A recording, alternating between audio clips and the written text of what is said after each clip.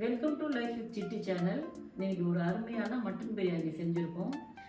இந்த மட்டன் பிரியாணி ரொம்ப வாசனையாகவும் இருக்குது, கலர்ஃபுல்லாகவும் இருக்குது. இதோட மட்டன் ரொம்ப டெண்டராக ரொம்ப சாஃப்டாக இருக்குது. இதை நம்ம எப்படி செய்யலாம்னு சொல்லி பார்க்கலாம் வாங்க. மட்டன் பிரியாணிக்கு பாஸ்மதி ரைஸ் நான் இதில் சோக் பண்ணி வச்சுருக்கேன். இந்த கப் அளவில் இது 160 ml இருக்குது. ஸோ என்கிட்ட இந்த கப்பில் 3 cups ஆஃப் ரைஸ் நான் இதில் நல்லா வாஷ் பண்ணி சோக் பண்ணி வச்சுருக்கேன். இது ஒரு ஃபேமிலி 4 to 5க்கு கரெக்டாக இருக்கும். பிரியாணிக்கு தேவையான spices: bay leaf, star anise, 4 to 5 ஏலக்காய், 4 to 5 க்ளோவ்ஸ், கல்பாசி உங்ககிட்ட இருந்ததுன்னா கண்டிப்பாக ஆட் பண்ணிக்கோங்க, பட்டை, இங்கே ஜிஞ்சர் அண்ட் கார்லிக் தனித்தனியாக பேஸ்ட் பண்ணி வச்சுருக்கேன்.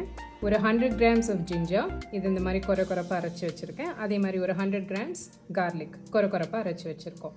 இங்கே ஒரு 3 big onions-ஐ ஃபைன்லி ஸ்லைஸ் பண்ணி வச்சுருக்கேன். Plus 4 to 5 green chillies. என்னோடய சில்லிஸ் காரம் ஜாஸ்தியாக இருக்கிறதுனால நான் சீட்ஸும் ரிமூவ் பண்ணிட்டேன். நீங்கள் காரத்துக்கு ஏற்ப நீங்கள் ஆட் பண்ணிக்கலாம். இதில் 2 தக்காளி ஸ்லைஸ் பண்ணி வச்சுருக்கோம். புதினாவும் கொத்தமல்லியும் நல்லா வாஷ் பண்ணி வச்சுருக்கேன். இது ரெண்டுமே ஒரு ஹேண்ட்ஃபுல் ஈச். இதில் ஒரு 4 tablespoon தயிர் வச்சுருக்கேன். இதில் தனி மிளகாய் தூள் ஒரு 2 teaspoon இருக்குது. 1 to 2 teaspoon உங்கள் காரத்துக்கு ஏற்ப நீங்கள் சேர்த்துக்கோங்க. இது பிரியாணி மசாலா 1 teaspoon இருக்குது. இதோட ரெசிபி எங்கள் சேனலில் லிங்க் கீழே இருக்குது, கிளிக் பண்ணி பாருங்கள்.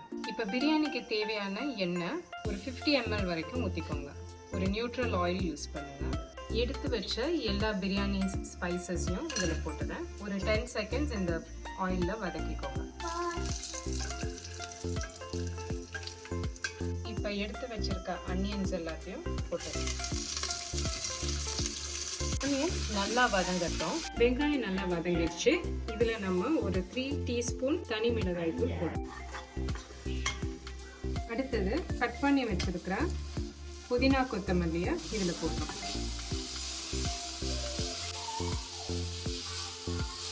அடுத்தது நம்ம அரைச்சி வச்சிருக்க பூண்டை சேர்த்துக்க போகிறோம். இந்த மாதிரி ஒரு 4 ஹீப்ட் டீஸ்பூன்ஸ் அளவு போட்டுக்கோங்க. பூண்டு ஒரு நிமிஷம் நல்லா வதங்கினதுக்கப்புறம் இதில் நம்ம இஞ்சி சேர்க்க போகிறோம். பூண்டு போட்டதை விட 2 மடங்கு இஞ்சி சேர்க்கணும். ஸோ 8 teaspoon இஞ்சி போட்டுக்கோங்க. இதையும் நல்லா வதக்கிக்கோங்க. இஞ்சி நல்லா 1 minute வதங்கிடுச்சு. அடுத்தது வெட்டி வச்சிருக்க தக்காளியும் பச்சை மிளகாயும் சேர்த்துக்கோங்க. தக்காளி நல்லா வதங்கிடுச்சு. இப்போ நீங்கள் எடுத்து வச்சிருக்க 4 tablespoon தயிரை இதில் போட்டுக்கோங்க. தயிர் மிக்ஸ் ஆனதுக்கப்புறம் எடுத்து வச்சிருக்க மட்டன் போட்டுருங்க. இதில் பிரியாணி மசாலா தேவையான அளவு போடுங்க. இதில் இப்போ உப்பு போட்டுக்கோங்க. உங்களுக்கு தேவையான அளவு உப்பு போட்டதை நல்லா மிக்ஸ் பண்ணி விடுங்க. உப்பு நல்லா மிக்ஸ் பண்ணதுக்கப்புறம் மட்டனுக்கு தேவையான அளவு தண்ணி ஊற்றலாம். மட்டன் முழுசாக முழுகிற அளவுக்கு தண்ணி விடணும்.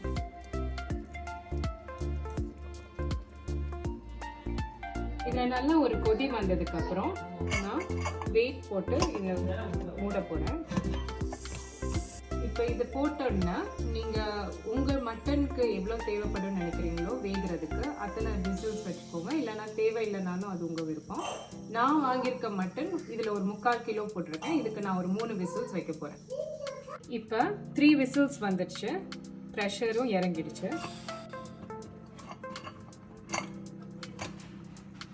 மட்டன் எப்படி வெந்திருக்குன்னு பார்க்கலாம். பார்க்கவே நல்லா சாஃப்டாக இருக்குது. இப்போ நீங்கள் உப்பு செக் பண்ணிக்கோங்க.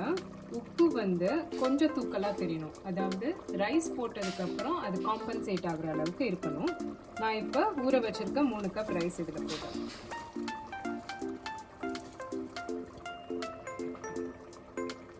ரைஸ் போட்டதுக்கப்புறம் இதில் நம்ம தண்ணி ஊற்றிக்கலாம். இதில் ஆல்ரெடி ஒரு 2.5 cup தண்ணி இருக்குது. நான் இன்னும் ஒரு 3 cup ஊற்ற போகிறேன். ரேஷியோ பார்த்தீங்கன்னா 1 cup ரைஸ்க்கு ஒரு 1.25 தண்ணி ஊற்றுனீங்கன்னா சரியாக இருக்கும்.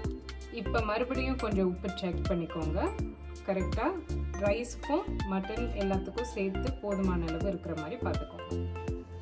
சால்ட் செக் பண்ணி எல்லாமே கரெக்டாக இருக்குது.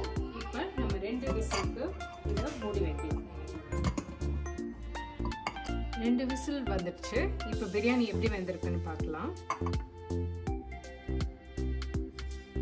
பிரியாணி நல்லா வெந்துடுச்சு பாருங்க.